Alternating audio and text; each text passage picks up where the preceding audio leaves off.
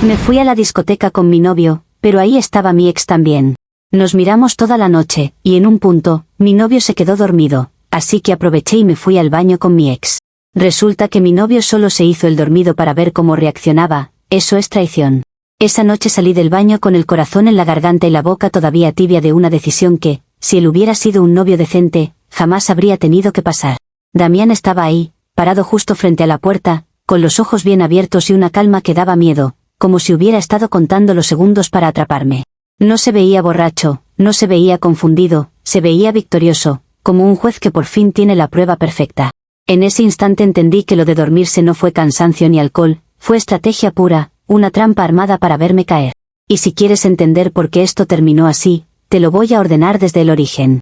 Damián y yo llevábamos 2 años juntos y, si soy honesta, lo que más me frustraba no era él, era la ausencia de intensidad.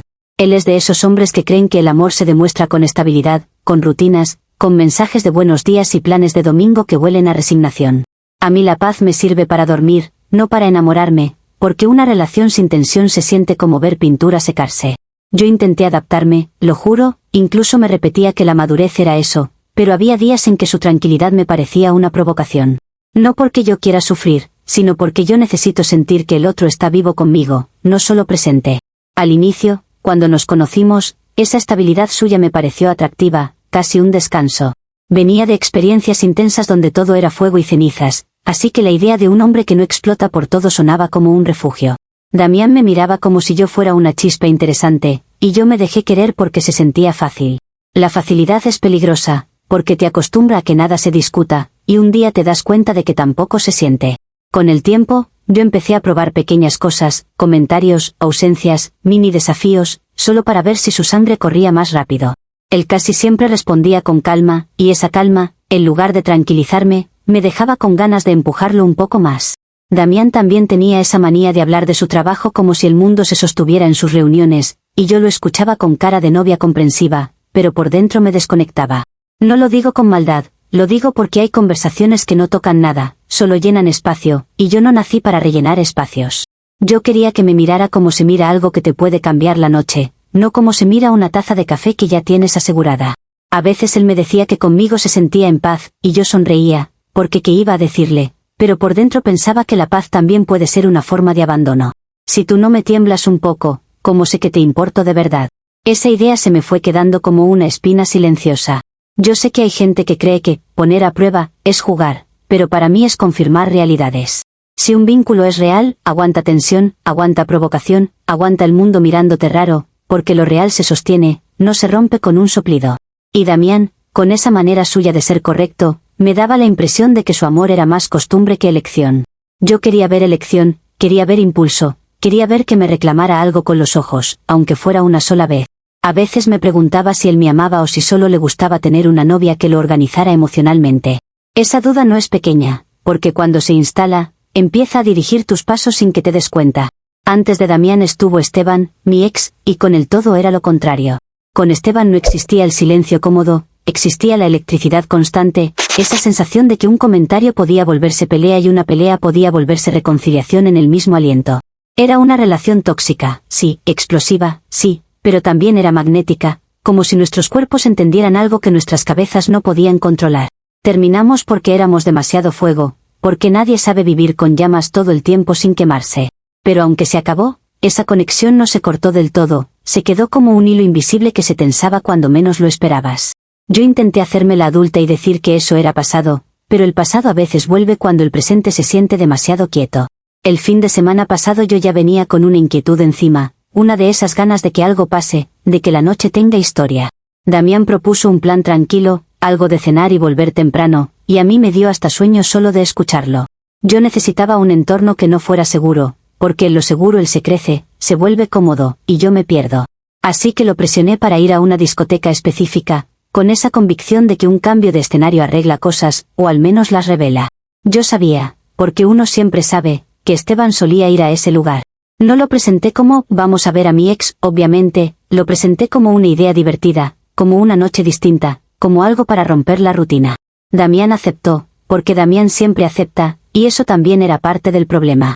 Cuando entramos, el ruido y las luces hicieron lo suyo, y yo sentí por fin que el cuerpo se me activaba. Damián se movía como alguien que no pertenece del todo, como si estuviera cumpliendo una tarea, mientras yo absorbía el ambiente como si fuera mi elemento. Él quiso quedarse en una zona más tranquila, cerca de sillones, hablando, tomando despacio, y yo lo seguí al inicio para no parecer difícil. Pero mi mirada estaba suelta, recorriendo la barra, los rostros, las sombras, porque yo no iba a fingir que era una estatua. Yo quería estímulo, quería chispa, quería algo que me hiciera sentir que la noche valía el esfuerzo. Y entonces lo vi.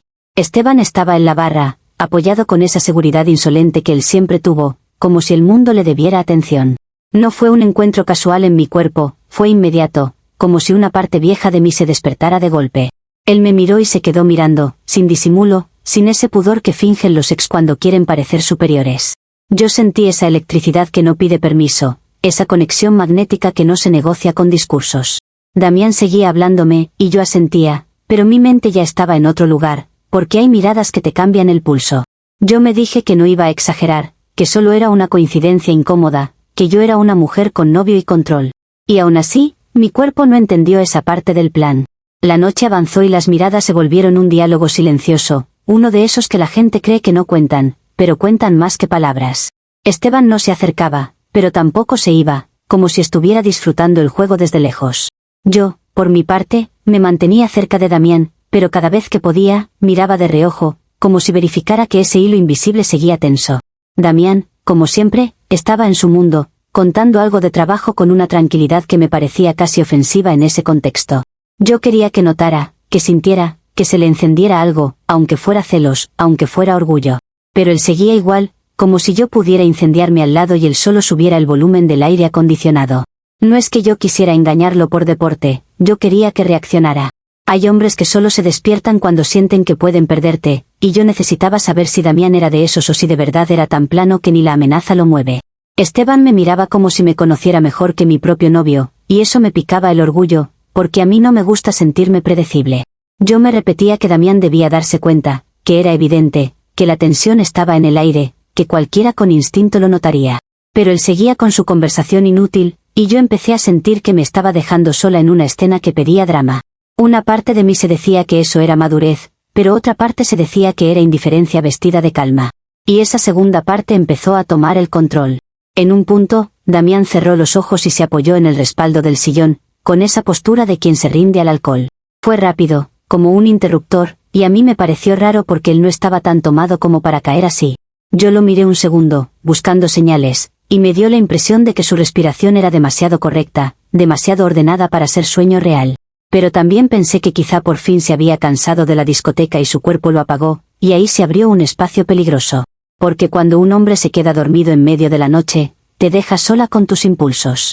Y si tú llevas horas cargando electricidad en la mirada, la soledad se vuelve permiso. Yo vi a Esteban desde la barra, y él también vio la escena como si hubiera estado esperando ese instante. No hizo falta hablar, porque hay cosas que se coordinan sin palabras cuando dos personas se conocen en lo peor.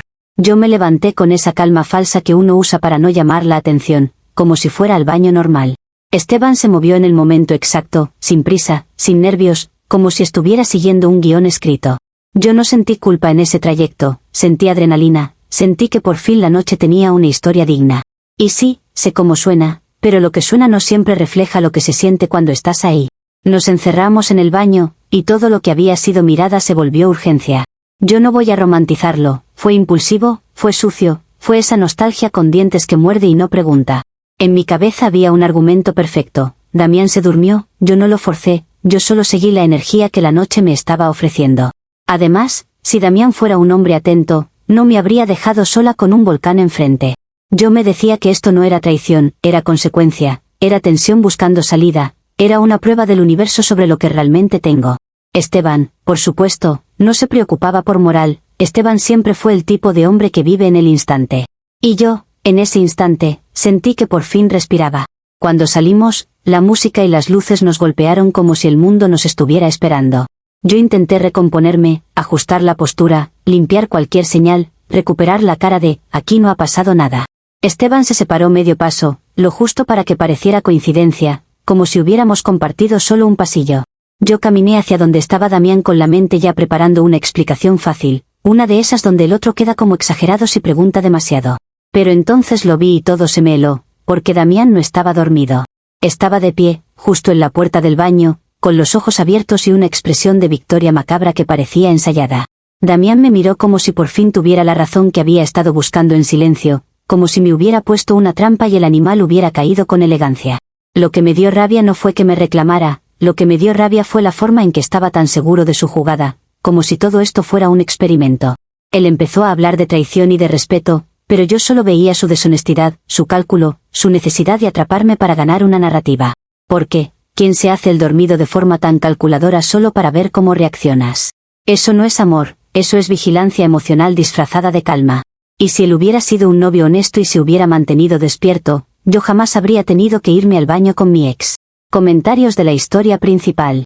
Usuario Anónimo 1 dice, lo más ridículo es que llamas, prueba, a obligar a tu novio a ir a una discoteca donde sabías que iba tu ex, pasarte horas devorándolo con la mirada y luego meterte al baño con él en cuanto creíste que Damián se durmió. Tú no querías reacción, querías excusa, porque incluso dices que tu explicación ya estaba preparada. Y ahora haces malabares mentales diciendo que si él fuera atento no te habría dejado sola con un volcán, como si tu autocontrol fuera responsabilidad del tipo sentado al lado. Lo de, si él se mantenía despierto yo no tenía que ir al baño con mi ex, es literalmente culpar a la víctima porque no te puso correa. Respuesta de la OP, me encanta como a ustedes les fascina simplificar todo a, no te controlas, como si las relaciones fueran robots y no dinámicas donde uno siente, se frustra y se cansa de que lo ignoren. Yo no lo obligué con una pistola, lo llevé a un lugar para salir de su rutina tibia, porque él mismo se estaba apagando y yo no pienso vivir con alguien anestesiado. Y sí, una pareja tiene responsabilidad de estar presente, de notar, de no desconectarse mientras tu novia está literalmente frente a una tensión evidente, porque eso también es descuido. Lo que pasó en el baño fue una consecuencia de una noche que él dejó morir con su charla de oficina y su actitud de sofá, no una maldad gratuita. Y lo más importante, lo que ustedes omiten a propósito, es que Damián se hizo el dormido como trampa, eso es manipulación y ustedes lo aplauden porque les encanta castigar a una mujer cuando se sale del guión de buena. Usuario Anónimo 2 dice, dices que Damián tenía, expresión de victoria, como si fuera villano de película, pero la realidad es simple, tú le fuiste infiel y te cacharon, fin. Te inventas que él te tendió una trampa para no aceptar que estabas buscando a Esteban desde que entraste, y que estabas esperando la primera oportunidad. Lo de, yo solo seguí la energía, es una frase de gente que hace daño y luego se pone perfume de espiritualidad barata. Y si de verdad te aburría la relación plana, lo adulto era terminarla, no montar un teatro en una discoteca. Respuesta de la OP. Lo adulto, según ustedes siempre es lo que más cómodo les queda para juzgar desde afuera, porque claro, terminar es fácil cuando no tienes 2 años invertidos, rutinas, planes y una persona que se vende como paz pero en realidad es apatía. Yo no me inventé nada, yo vi cómo se acomodó, cómo se apagó de golpe, cómo me dejó sola y luego apareció perfecto en la puerta como si hubiera estado esperando el momento exacto. Eso no es casualidad, eso es cálculo, y el cálculo en una relación es más sucio que cualquier impulso, porque se disfraza de moral. Si Damián quería respeto, se quedaba despierto y hablaba conmigo, no se hacía el muerto para después resucitar como juez.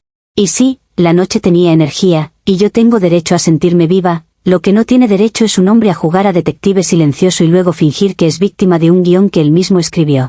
Actualización 1. Ha pasado una semana desde la última actualización y, para resumir lo inevitable sin volver a recontar lo que ya se sabe, Damián me sacó de su departamento como si yo fuera un objeto fuera de lugar. La primera sensación que me quedó no fue tristeza, fue un ardor de humillación, porque él no solo me reclamó, él se puso en modo juez. Yo vi cómo su calma se transformó en superioridad, como si al fin pudiera mirarme desde arriba con permiso social. Y eso a mí me activa algo muy feo, porque yo puedo aceptar un error, pero no soporto que me conviertan en espectáculo moral.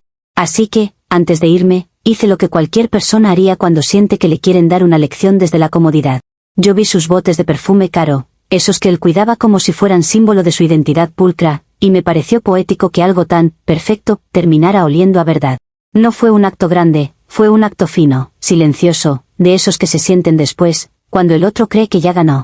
Los vacié y los llené con agua con vinagre, no porque yo sea una bruja, sino porque quería que cada vez que se echara ese perfume recordara lo agrio que se puso de repente.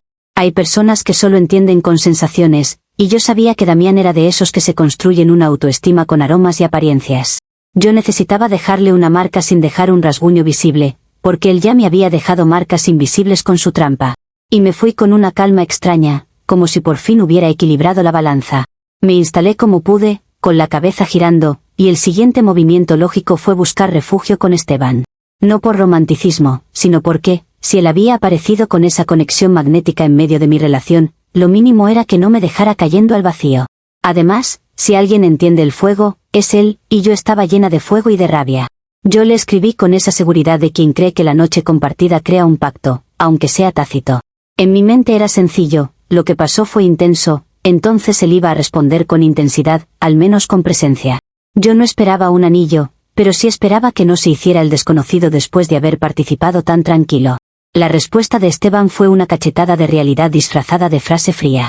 Me dijo que lo del baño fue solo un momento de nostalgia, como si yo fuera un recuerdo que se usa y se guarda. Me dijo que no quiere nada serio con una mujer que engaña a su novio frente a él, y esa parte me dio una rabia que casi me hace reír, porque qué conveniente volverse moralista después. Yo sentí que me estaba usando como espejo para sentirse mejor, como si él fuera el limpio por rechazarme. Y lo peor es que lo dijo con esa calma de hombre que no paga consecuencias, como si él no hubiera sido parte del acto. Ahí entendí que Esteban no era refugio, era solo impulso, y el impulso no te sostiene cuando te caes. Yo me quedé con una mezcla de indignación y vacío, porque en una semana me quedé sin casa y sin el supuesto fuego, que al menos justificaba el caos. Esteban me dejó en el aire y Damián me dejó en la calle emocional, y de pronto yo era la única cargando el peso narrativo de todo. Hay algo profundamente injusto en que los hombres participen del drama y luego se laven las manos con superioridad.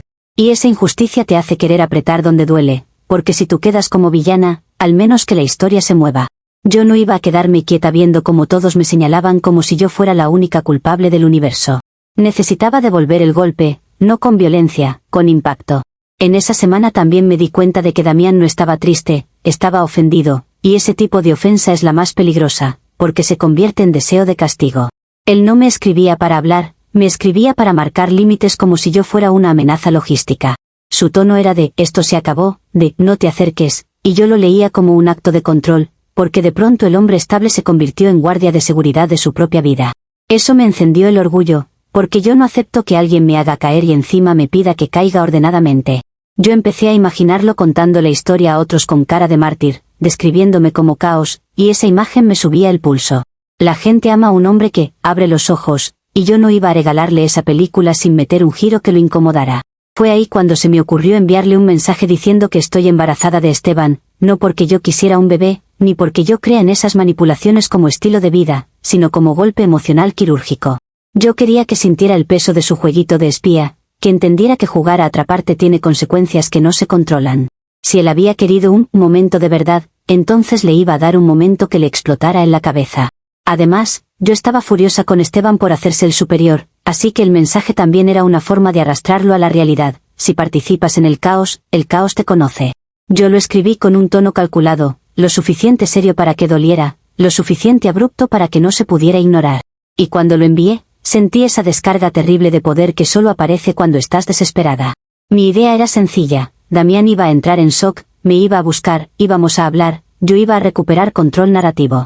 Tal vez me iba a insultar, tal vez iba a llorar, tal vez iba a perder la calma, y eso para mí era prueba de que le importaba. Yo no pensé que fuera a tomar el camino más bajo, el más destructivo, el que no se siente como discusión sino como exterminio social. Porque Damián no me respondió con emoción, me respondió con exposición.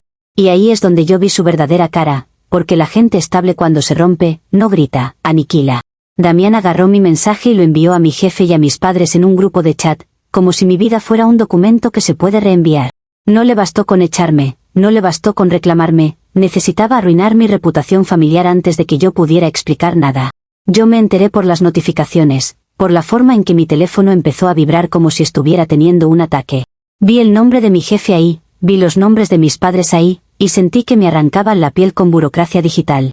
Eso no es respuesta, eso es venganza envuelta en moral. Y lo hizo rápido, como si ya tuviera práctica en destruir con un clic. Mi madre me llamó con una voz que no había escuchado en años, una mezcla de vergüenza y furia, como si yo hubiera manchado el apellido en la calle. Mi padre no me llamó, y ese silencio dolió más que el grito, porque el silencio de un padre viene con juicio pesado. Mi jefe mandó un mensaje formal pidiendo una reunión, y yo supe que no era reunión para entender, era reunión para evaluar daño. Yo me quedé mirando la pantalla sintiendo una sensación nueva, no era solo humillación, era pérdida de control total. Porque una cosa es que tu novio te vea como villana, y otra es que te conviertan en chisme oficial ante tu familia y tu trabajo.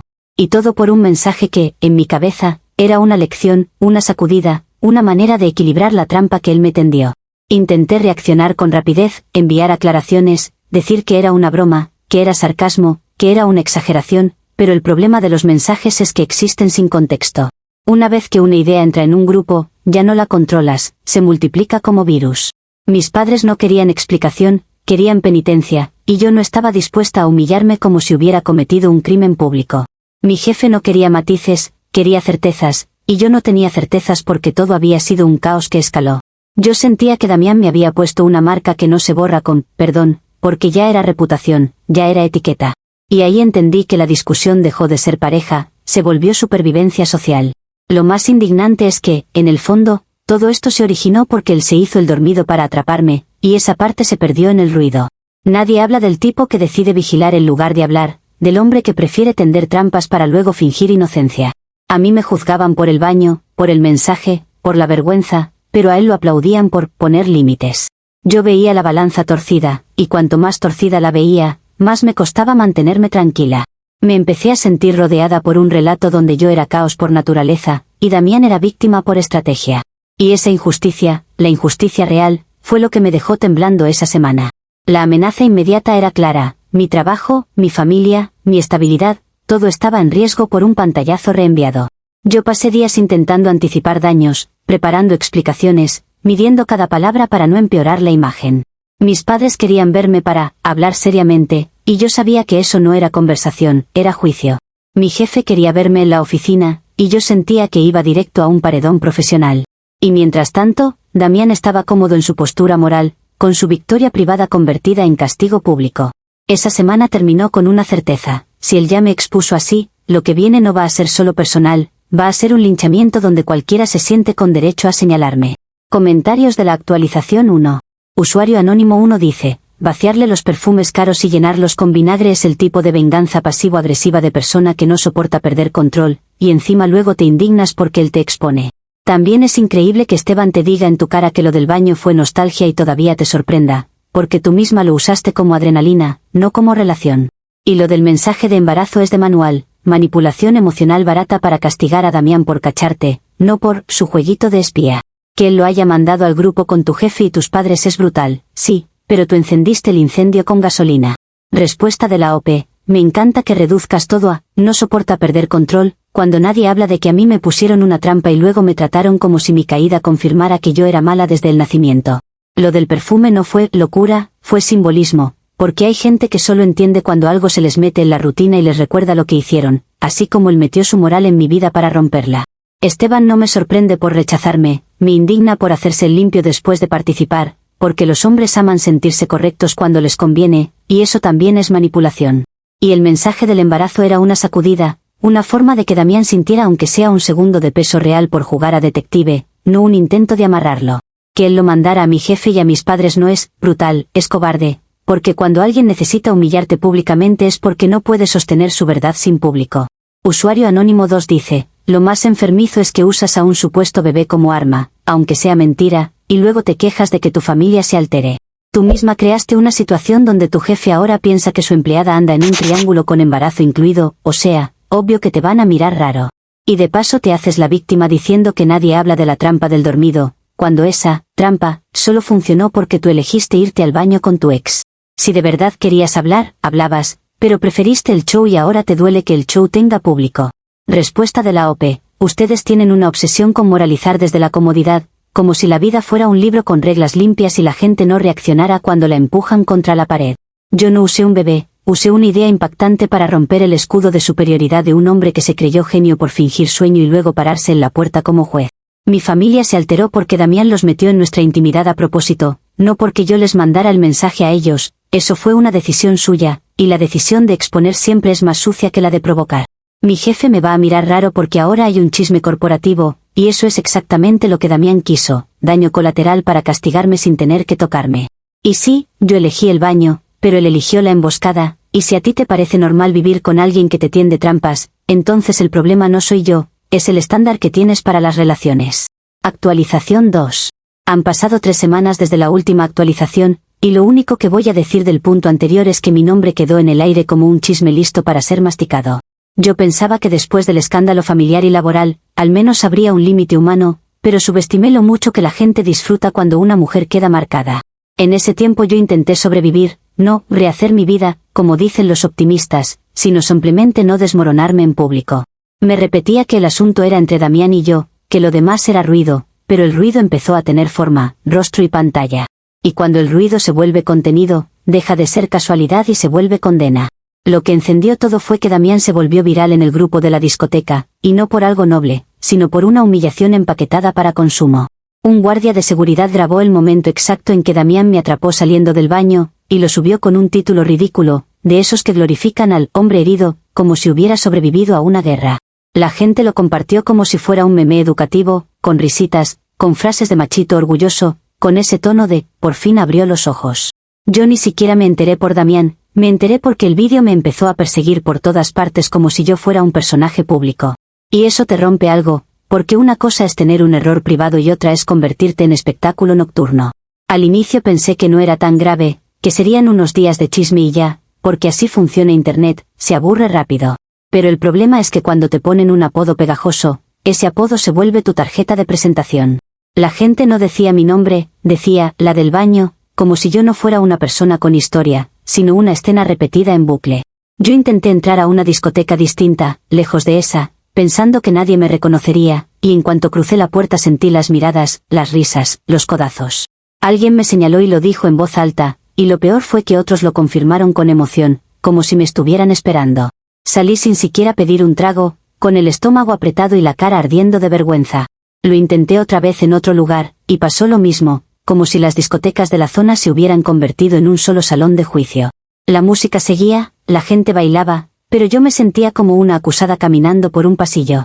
Me di cuenta de que no podía ni existir en un ambiente nocturno sin que me clavaran esa etiqueta encima, y eso a mí me enfurece porque yo no acepto ser reducida a un clip.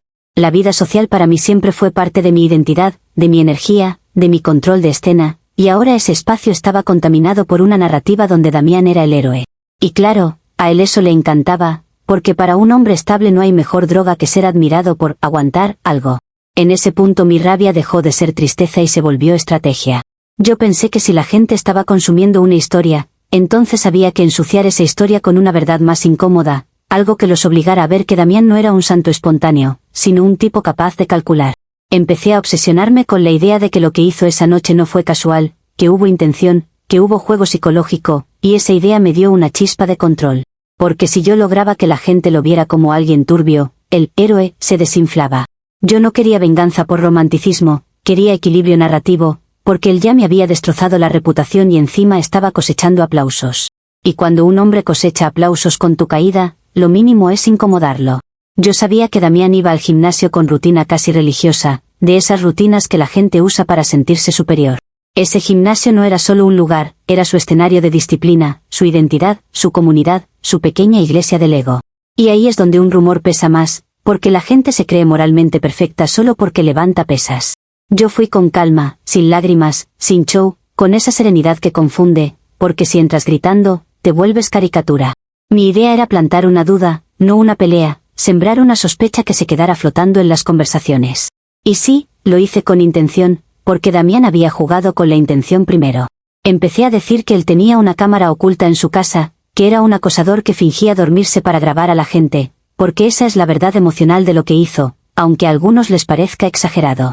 Yo no lo dije como chisme barato, lo dije como alerta, como si estuviera protegiendo a otras mujeres de un patrón. Me dirigí a personas específicas, las que más hablan, las que más esparcen, porque cuando quieres que algo se mueva, eliges bien el canal. Yo observaba sus caras mientras lo procesaban, porque esa mezcla de morbo y preocupación es el combustible perfecto para que un rumor se vuelva historia seria.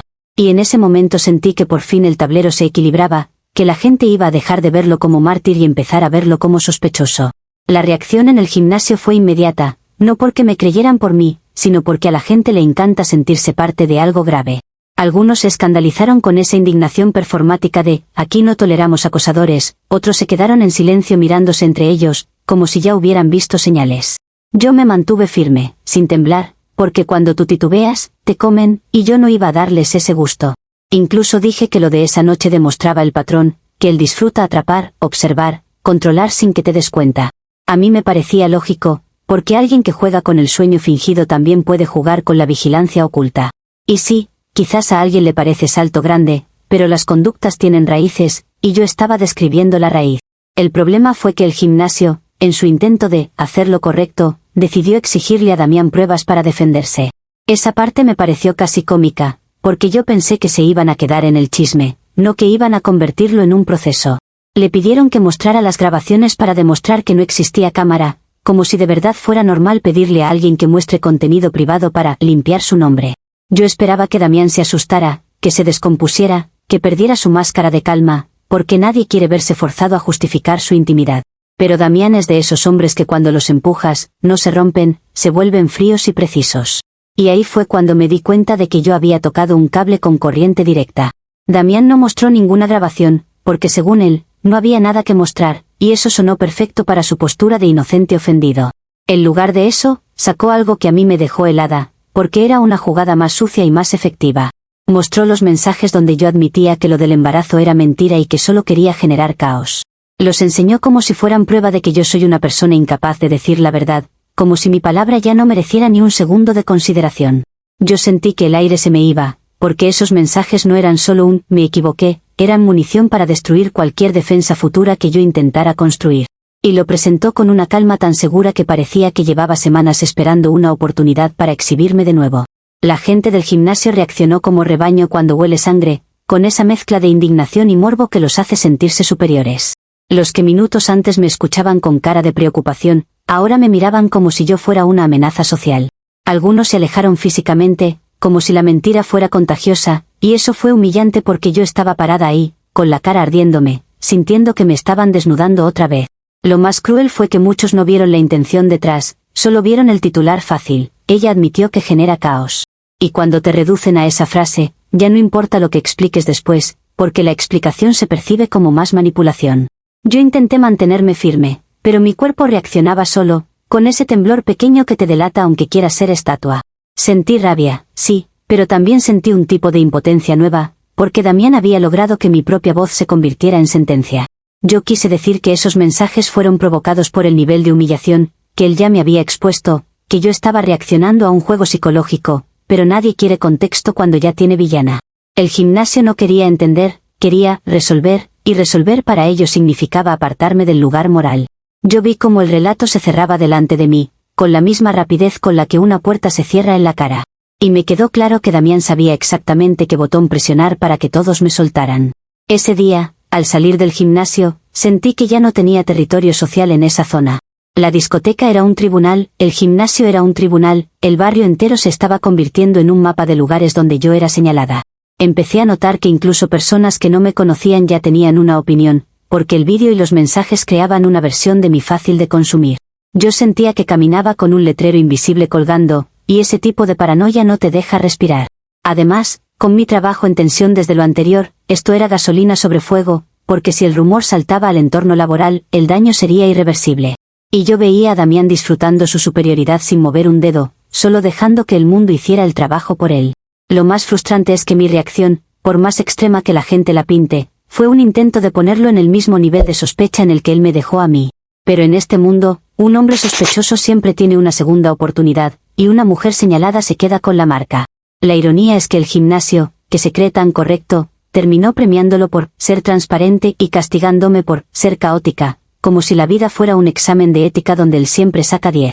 Salí con la sensación de que ya no se trataba de defenderme, se trataba de sobrevivir sin que todo mi entorno se volviera enemigo. Y en ese estado, cualquier decisión se siente como esquina sin salida. Esa noche recibí mensajes de personas que no veía hace años, algunos solo para burlarse, otros para aconsejarme, con ese tono de superioridad.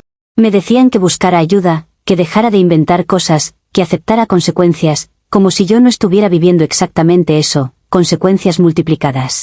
Yo miraba la pantalla y sentía que todo se cerraba, que no había espacio para una versión mía que no fuera caricatura. Y con cada notificación, mi cabeza se iba llenando de una idea peligrosa, que Damián no iba a parar, que él iba a seguir construyendo su imagen encima de mi caída. Porque si ya lo aplaudían por el vídeo, ahora lo aplaudirían por desenmascararme en el gimnasio. Y esa sensación se convirtió en una amenaza concreta. Para empeorar, supe por terceros que el vídeo seguía circulando, que la gente lo editaba, le ponía música, le ponía textos, y eso significa que mi cara ya no era mía, era propiedad pública. Ya no era solo, no puedo ir a discotecas, era, no puedo aparecer en ningún sitio sin que alguien quiera contenido. Y cuando tu rostro se convierte en material de burla, se vuelve difícil incluso mirar al espejo sin sentir que alguien te mira de vuelta. Esa semana terminó con una certeza oscura, mi vida social estaba incendiada, mi credibilidad estaba en ruinas, y ahora Damián tenía una prueba perfecta para invalidar cualquier cosa que yo dijera. La amenaza inmediata era obvia y asfixiante. Si esto seguía escalando, yo iba a tener que irme de la ciudad, porque aquí ya no quedaba aire. Comentarios de la actualización 2. Usuario anónimo 1 dice, te llamaron, la del baño, porque literalmente te grabaron saliendo del baño con tu ex, no porque el universo te odie, y tu reacción fue ir al gimnasio a inventar que Damián tenía cámara oculta y que es acosador. Eso ya no es defenderte, eso es difamar por despecho. Y lo mejor es que él ni tuvo que mostrar nada, solo sacó tus propios mensajes donde admites que el embarazo era mentira y que querías generar caos. O sea, tú misma firmaste tu sentencia y todavía te indigna que te crean capaz de mentir. Respuesta de la OP. Qué curioso como para ustedes grabar a alguien en un momento vulnerable y subirlo a un grupo con burla es normal, pero que yo señale un patrón de conducta es difamación. La gente no me llama por mi nombre porque prefiere el apodo, porque le da placer reducir a una mujer a un chiste, y eso sí les parece aceptable. Yo hablé del gimnasio porque Damián se construyó una imagen de santo a base de atraparme, y yo me negué a dejarle el monopolio de la narrativa. Los mensajes del embarazo fueron una reacción impulsiva en una semana donde me estaban destruyendo, no un plan maestro de mentira para siempre, pero claro, ustedes toman lo que les conviene para justificar el castigo.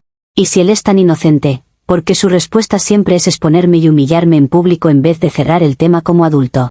Usuario anónimo 2 dice, tu problema es que no soportas quedar como la mala, entonces intentas ensuciarlo a él con cualquier cosa, incluso acusarlo de acosador. Y cuando te sale mal, dices que es rebaño y que nadie quiere contexto, pero el contexto es simple, fuiste infiel, mentiste con embarazo y luego inventaste cámaras. Damián no tiene que hacer mucho porque tú te encargas de hundirte sola. Y ahora amenazas con irte de la ciudad como si eso fuera injusticia, cuando es literalmente lo que hace alguien cuando quemó todos los puentes por sus propias decisiones. Respuesta de la OP. No es que yo no soporte quedar como la mala, es que yo no acepto que un hombre convierta su cálculo en moral y mi reacción en condena eterna, porque esa es una dinámica injusta y muy cómoda para ellos. Ustedes repiten la lista de infiel, mentirosa, inventa, como si no existiera nada detrás, como si una relación fuera un laboratorio donde uno puede fingir sueño, atrapar a alguien y luego venderlo como heroísmo. Yo no lo ensucié, con cualquier cosa, yo intenté mostrar que su conducta tiene una raíz de vigilancia y control, pero en cuanto una mujer dice algo incómodo, la llaman loca. Irme de la ciudad no es amenaza dramática, es supervivencia cuando ya no puedes respirar en lugares públicos sin que te conviertan en contenido. Y si tú crees que quemar puentes justifica que te quemen la vida entera, entonces tu sentido de justicia es solo gusto por ver caer a alguien. Actualización 3. Han pasado 2 años desde la última actualización, y lo más aterrador es que el tiempo no borró mi historia, la solidificó. Yo ya no vivo en esa ciudad, porque llegó un punto en que caminar por la calle era sentirme observada incluso cuando nadie me miraba. Me fui como se van las personas cuando ya no les queda espacio para ser humanas, no por cobardía, sino porque la reputación en Internet te convierte en objetivo permanente. Cambié de entorno, cambié de rutina, cambié de cara social, pero el pasado viaja ligero y se mete en todo. A veces pienso que mi error real no fue lo que hice, fue subestimar lo que la gente disfruta castigando a alguien en grupo. Y esa lección no se olvida, se te queda pegada en los huesos. Damián, por supuesto, no solo siguió adelante, floreció con la historia como si fuera su emprendimiento emocional. Se casó con la chica que trabajaba en la recepción del gimnasio, la misma que sonreía con esa amabilidad de manual mientras todos se creían mejores por sudar. A mí me dio una mezcla rara de risa y rabia, porque ese matrimonio parecía el final perfecto de una película moral donde el hombre traicionado encuentra a la mujer correcta en el lugar correcto. ¿Y la ciudad lo celebró? Claro, porque aman el arco narrativo simple. Él pasó de ser un tipo estable a ser símbolo, y eso es peligroso, porque cuando alguien se vuelve símbolo, la gente le perdona cualquier cálculo. Yo veía fotos de ellos por ahí, y sentía que el universo me restregaba la idea de que la estabilidad siempre gana en público, aunque sea construida sobre ruinas ajenas. Y sí, esa sensación es amarga. Lo más irónico es que no se conformaron con casarse y ya, lo convirtieron en negocio. Abrieron un centro de coaching para hombres engañados, y facturan miles de dólares con esa historia de el hombre que abrió los ojos.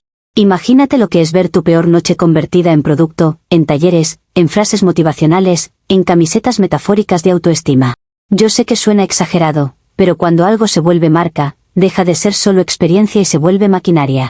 La gente paga por escuchar cómo Damián se respetó, cómo puso límites, cómo salió del engaño, y yo quedo como el monstruo de utilería en su escenario. Él convirtió mi caída en su identidad profesional, y eso es un tipo de crueldad que no necesita gritar.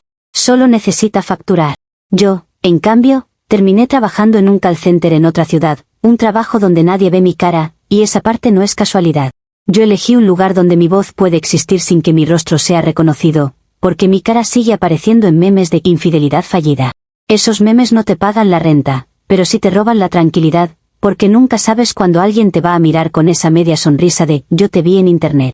Hay días en que la gente del trabajo hace chistes sobre historias virales y yo siento que se me congela el cuerpo, como si me hablaran sin saber que soy yo. Me mantengo neutral, me río poquito, me escondo en la normalidad como si fuera una cueva. La ironía es que yo, que siempre fui de presencia, ahora vivo de invisibilidad. Al principio pensé que con el cambio de ciudad todo se iba a calmar, que mi nombre no iba a cruzar fronteras, pero Internet no respeta mapas. Un día, alguien del call center me miró demasiado, como buscando algo en mi cara, y yo sentí el pánico subir como fiebre.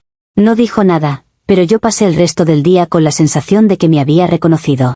Esa sensación te cambia la forma de caminar, de hablar, de sonreír, porque empiezas a actuar como si cualquier gesto pudiera delatarte. Yo aprendí a no llamar la atención, a no contar historias personales, a no dar datos, a no subir fotos. Mi vida se volvió un borrador permanente, como si yo estuviera corrigiendo mi existencia para no dejar rastros. Y vivir así te desgasta, porque no descansas ni cuando descansas. Esteban desapareció del mapa, y eso también fue un giro cruel, porque el fuego siempre encuentra la forma de quemarse solo. Su novia oficial se enteró de lo del baño por el vídeo del guardia, y al parecer se armó un escándalo tan grande que él prefirió borrarse. Yo no lo volví a ver, no supe de él por amigos, ni por redes, ni por chismes. Y aunque la gente podría decir, se lo merecía, a mí me dejó una sensación rara de vacío, porque Esteban fue el detonante y luego se evaporó, como si nada. Yo me quedé con las consecuencias visibles y él se volvió humo. Esa es la ventaja de los hombres que viven del instante, pueden incendiarte y luego irse sin mirar atrás. Y yo me quedé mirando las cenizas. En estos 2 años también cambió mi relación con el sueño, de una forma que jamás imaginé. Empecé a sufrir insomnio crónico, no de me desvelo a veces, sino de esa incapacidad de cerrar los ojos sin sentir que alguien está esperando el momento exacto para atraparme. Mi cuerpo aprendió la lección de esa noche como si fuera un trauma físico, como si dormir fuera peligroso porque dormir significa bajar la guardia. Hay noches en que cierro los ojos y mi mente recrea la sensación de salir a un pasillo y encontrar a alguien esperando, no con amor, sino con evidencia. Y en esas recreaciones, mi corazón se acelera y se me va el sueño como si alguien me lo arrancara. Lo más irónico es que antes yo jugaba con la tensión por diversión, y ahora vivo en tensión sin poder apagarla. He intentado de todo para dormir, rutinas, té, música, respiración, y nada funciona cuando la cabeza está entrenada para sospechar. Mi mente se inventa escenarios donde alguien me está grabando, donde alguien está guardando pruebas, donde alguien está listo para exponerme con un clic. Y aunque una parte de mí sabe que eso es exagerado, otra parte de mí recuerda que lo exagerado ya me pasó. La paranoia no nace de la nada, nace de experiencias donde el mundo te demuestra que la exposición es real. Yo vivo con esa hiperalerta como si fuera un accesorio permanente, y eso te cambia la cara, te cambia el humor, te cambia el corazón. He visto mi propia personalidad volverse más fría solo para sobrevivir. Hay días en que me pregunto si Damián es consciente del daño real que causó, o si de verdad se cree su propia historia de mártir. Porque una cosa es terminar una relación, y otra es convertirte en influencer moral de hombres heridos y facturar con la desgracia. Yo sé que él diría que es ayudar, que es sanar, que es acompañar, pero yo veo otra cosa, veo a alguien que encontró oro en el dolor y lo explotó. Y cuando un hombre encuentra poder en ser víctima, no lo suelta fácil, porque le da comunidad, le da aplausos, le da autoridad. A mí me quitaron la autoridad sobre mi versión, y él la vendió como paquete premium. Ese desequilibrio es lo que más me revienta, porque no es solo pasado, es estructura. Mi familia, con el tiempo, se calmó un poco, pero no volvió a ser igual, porque cuando una reputación se mancha, la confianza se vuelve condicionada. Ya no soy la hija, soy la hija a la que hay que vigilar, y eso también pesa. En reuniones, yo siento esa mirada de evaluación, como esperando a que yo haga algo que confirme la etiqueta. Nadie lo dice, pero se siente, y cuando se siente, te obliga a comportarte de manera estratégica incluso con los tuyos. Yo dejé de contar cosas, dejé de pedir apoyo, porque el apoyo venía con juicio escondido. Terminé construyendo una autonomía amarga, de esas donde te convences de que no necesitas a nadie solo para no darles el poder de fallarte. Y eso no es libertad, es defensa. En cuanto al amor, me volví cautelosa hasta la exageración, porque el vínculo ya no se siente como refugio, se siente como riesgo de evidencia. Si salgo con alguien, mi cabeza no piensa en disfrutar, piensa en controlar exposición, en evitar lugares, en anticipar cámaras, en cuidar mensajes. Me da rabia admitirlo, porque antes yo vivía de la intensidad, pero ahora la intensidad me huele a amenaza. Es como si el juego se hubiera vuelto real y yo ya no supiera distinguir diversión de peligro. A veces me odio por eso, a veces me justifico, porque mi cuerpo aprendió con golpe. Y cuando el cuerpo aprende con golpe, la mente obedece.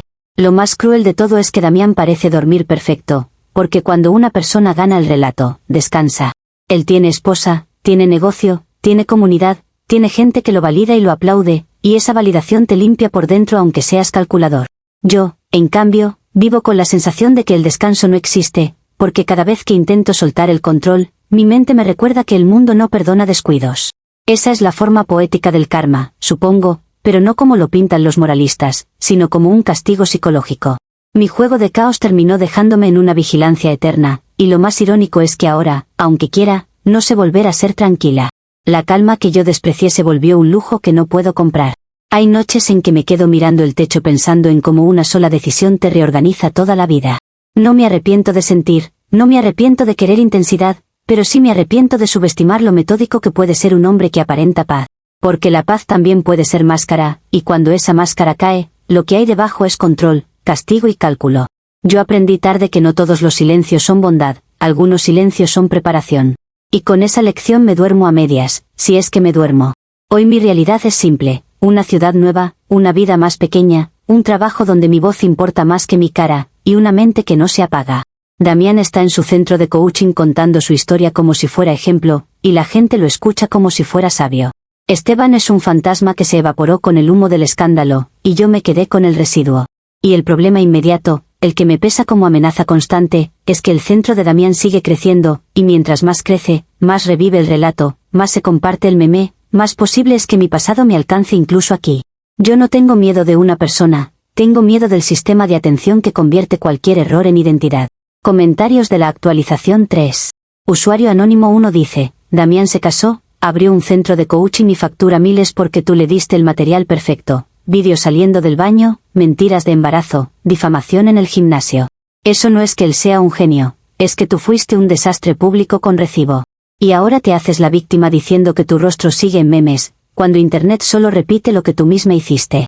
Lo del insomnio suena duro, pero es literalmente la consecuencia de vivir haciendo juegos de tensión hasta que la tensión te consumió. Te convertiste en tu propio castigo. Respuesta de la OP. Es impresionante como para ustedes, material perfecto, justifica que alguien convierta una experiencia íntima en industria, como si facturar con la humillación ajena fuera mérito moral. Yo hice cosas impulsivas, sí, pero Damián eligió escalarlo, elegir público, elegir exposición, elegir el camino que más destruye y luego venderlo como ejemplo, y eso también habla de su carácter. Los memes no son justicia, son crueldad colectiva, y que la gente repita un clip no significa que entienda el contexto ni el cálculo detrás. Mi insomnio no es poesía para tu comentario, es el resultado real de vivir sabiendo que el mundo te observa esperando que falles, porque ya me pasó y se volvió rentable para otro. Si tú ves eso como, te lo mereces, entonces tu empatía tiene precio y tu moral es solo entretenimiento. Usuario anónimo 2 dice, lo más gracioso es que sigues culpando a Damián de tu paranoia, cuando el que te vigilaba eras tú misma, tú buscaste a tu ex, tú mandaste mensajes para generar caos, y tú inventaste lo de la cámara. Damián solo te dejó que te expusieras y luego se protegió, como cualquiera haría. Que se case con la recepcionista y hagan coaching screen, pero al menos ellos construyeron algo, tú te escondiste en un call center para que no te vean la cara. El insomnio no es karma poético, es tu cerebro recordándote que tus acciones tienen consecuencias. Respuesta de la OP, decir que él solo se protegió, es suavizar demasiado lo que hizo, porque protegerte no implica convertir a alguien en meme, meter a su jefe y sus padres en un grupo, ni monetizar su caída con talleres.